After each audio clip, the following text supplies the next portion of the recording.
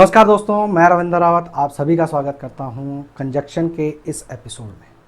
दोस्तों, कंजक्शन के एपिसोड में आज हम चर्चा करेंगे बृहस्पति, चंद्र और मंगल के योग के बारे में। अगर ये तीनों ग्रह आपकी कुंडली में होते हैं तो ये अपना क्या प्रभाव देते हैं, आपकी कुंडली में इसके पॉजिटिव इफेक्ट होते हैं या नेगेटिव इफेक्ट होते हैं, वो सारी चर्चा आज मैं यहाँ पर करूंगा। लेकिन उससे पहले आपको याद दिला दूं, अगर आपने अभी तक हमारे चैनल को सब्सक्राइब नहीं किया है तो प्लीज़ पहले उसे सब्सक्राइब करें और बेल बटन को ज़रूर दबा दें ताकि हमारे द्वारा जो भी अपडेशंस होती हैं उसकी नोटिफिकेशन आपको टाइमली पहुंच जाए।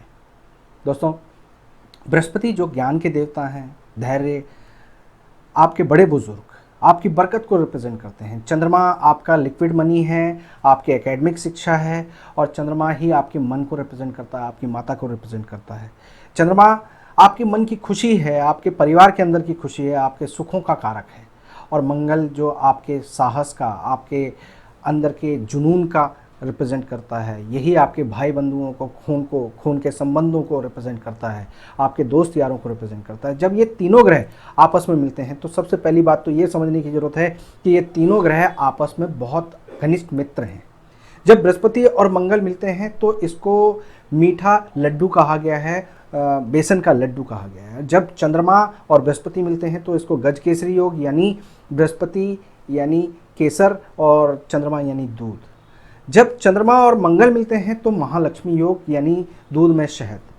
जब ये तीनों आपस में मिलते हैं तो ये पीपल, नीम और बड़ का वृक्ष माना गया है। यानी तीनों वृक्ष जो हमारे जीवन में हमारे लिए पूजनीय भी हैं, हमारे लिए वरदान साबित होते हैं, हमारे जीवन में हमारे रोगों को दूर करते हैं। हमारे सनातन धर्म में इसको, इन तीनों वृक्षों को एक पवित्र वृक्ष के रूप में माना गया है। दोस्तों, ये तीनों वृक्ष ऐसे वृक्ष हैं जिनकी छाल, जिनकी जड़, जिनकी पत्तियां, जिनकी टहनियाँ, हर चीज़ हमारे जीवन में औषधि का काम करती हैं, हमारे रोगों से लड़ने का काम करती हैं, हमारी बीमारियों को काटती हैं, हमारे एटमॉस्फेयर को शुभ करती हैं। चाहे हवन हो, चाहे घर में किसी तरह का रोग हो, चाहे और धार्मिक पूजाओं अनुष्ठान की बात हो, तो इन वृक्षों की जड़, इनकी छाल, इनकी लकड़ियाँ, इनके पत्ते हमेशा पूजनीय माने जाते हैं। तो दोस्तों, ये योग अगर किसी की कुंडली में है तो उसके जीवन में हर सुख समृद्धि मिलती है। वो चाहे बड़े बुजुर्गों का आशीर्वाद हो जो बृहस्पति से मिलता है, वो आपके घर की बरकत हो जो बृहस्पति से मिलता है, जो आपका ज्ञान है, आपकी समझदारी है, जो आपके पेशेंस है, आपका बॉडी लैंग्वेज है, आपकी एक अच्छी काया है, वो सब बृहस्पति से जो चीज़ें मिलती हैं वो सारी यहाँ पर समृद्ध होती हैं, यहाँ पर पूर्ण रूप से मिलने का योग बना देती हैं। चंद्रमा के रूप से आपकी एकेडमिक पढ़ाई अच्छी होती है, आपके पास नगद रुपए पैसे का फ्लो अच्छा होता है, आपकी सेविंग्स अच्छी होती हैं, घर परिवार के अंदर का सुख अच्छा होता है। और मंगल से आपके दोस्त यारों का सहयोग, आपके परिवार का सहयोग, आपके खून के संबंधों का सपोर्ट, ये तीनों योग मिलकर एक ऊंचा पद, एक ऊंची हैसियत और एक ऊंचा रुतबा आपको समाज में देता है। ये तीनों ग्रह हमेशा उत्तम फल देते हैं लाइफ में। अगर किसी की कुंडली में ये किसी भी घर में बैठा हुआ है तो अगर इंसान शराब, अंडा, मांस, मच्छी से दूर रहे, यानी तामसिक चीज़ों से दूर रहे, अनैतिक कार्यों से दूर रहे, यानी पराई स्त्री के साथ संबंध बनाना, जुआ, सट्टा, इन चीज़ों से दूर रहे, तो ये योग जीवन में किसी भी तरह के दुख आपके जीवन में आने नहीं देता, आपके परिवार को सुख समृद्धि देता है, आपके द्वारा आने वाली 7 पीढ़ियाँ तर जाती हैं, उनको एक नाम मिल जाता है, एक रुतबा मिल जाता है, एक ऐसी पोजीशन मिल जाती है जो आप लोगों के 7 पीढ़ी तक हमेशा चलती रहती है। तो दोस्तों, इस योग को कभी भी खराब ना करें।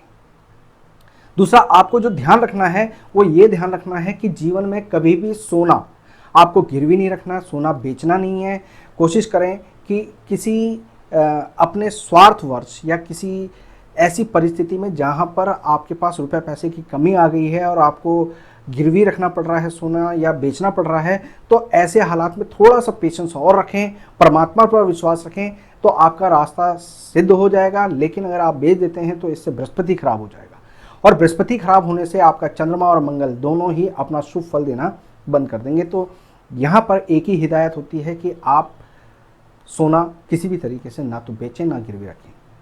साथ में यहाँ पर आपको ये ध्यान रखना चाहिए कि पीपल, नीम और बरगद के पेड़ को आप पूजें, उनको आदर सत्कार दें, उनके आसपास गंदगी ना करें। आपके घर का कोई भी कूड़ा कचरा या आपके द्वारा कोई भी कूड़ा कचरा इन पेड़ों को बिल्कुल भी गंदा ना करें, तो आपके ये जो शुभ योग बनता है वो आपके जीवन में सुख समृद्धि और जो भी बातें मैंने कही वो सारी चीज़ें आपको यहाँ पर देंगे।